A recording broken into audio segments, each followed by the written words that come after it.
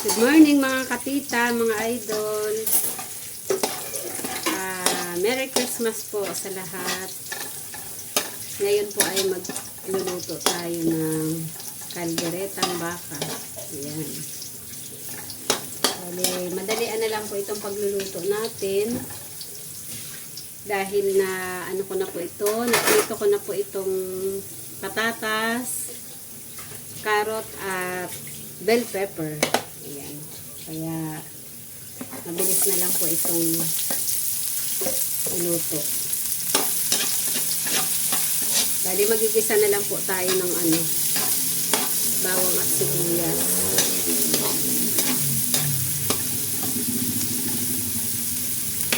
Napalambot ko na rin po ang ating baka. Ayan. Okay na po ito. Pwede na po natin ilagay ang pinalambot na karneng baka. Bali, may timpla na po ito. Ibinabad ko po muna ito sa 6 na pirasong kalamansi na malalaki. Kaunting asin at patis. Meron din pong nilagyan ko rin po ng pamintang, pino, at saka po laurel. Ayan po. Para po may lasa po siya. Manuot po yung lasa niya habang habang minamarinate natin. Tapos mga 1 oras ko po siyang pinipressure cooker sa mahinang apoy lang po.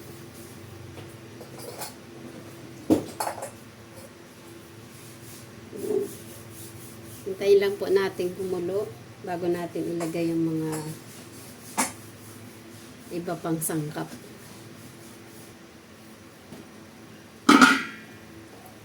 Lagyan na rin po natin ng kaunting paminta kasi po nalagyan ko naman na po siya habang nakamarinate po siya. Lagyan din po natin ng seasoning. Ayan. Lagyan din po natin ng konting asin ulit kasi po may asin na rin naman siya. Tapos ilagay na rin po natin ang pampaanghang. Ayan, nanguha po ako sa tabi-tabi dyan ng siling labuyo. Ganyan po kaliit ang aming siling labuyo. Wala po kasi yung siling mahaba na kaya tama na po yan. Importante lang po ay umanghang yung ating kaldereta. Yung iba pong kaldereta ay hindi naman po maanghang. Pero meron po siyang sipa ng anghang. Kaunting-kaunti lang po.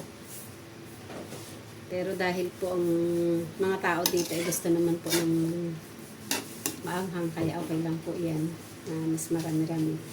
Mamaya po pag lumambot siya ay ating dudurugin para mas tumalab po yung anghang niya.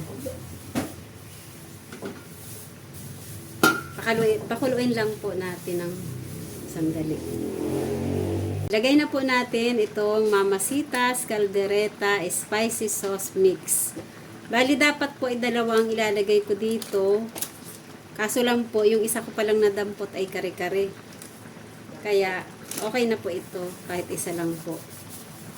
Lagyan na lang po natin ng dagdagan na lang po natin ng tomato sauce. Ayan. Dagdag na lang po tayo ng kaunting tomato sauce. Ayan po, tama na po yan. Kung sa palagay po natin ay kulang pa, pwede naman po natin dagdagan ng tomato sauce.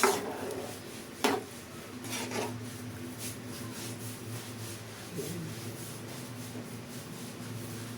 Takpan lang po natin ulit. Pasok pa.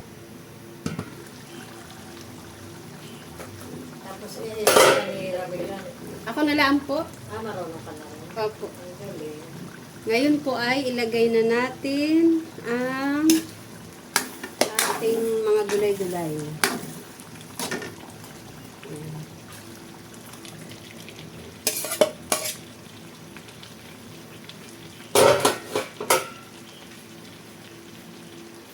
Saglit na lang po natin ito iluluto dahil yan po naman ay naprito na.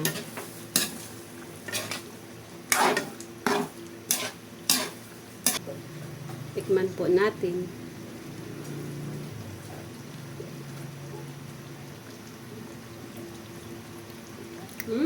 Yummy. Yummy. Ako ang nagluto kaya yummy. Hindi, masarap naman po talaga. Ito po ilagay natin ang keso.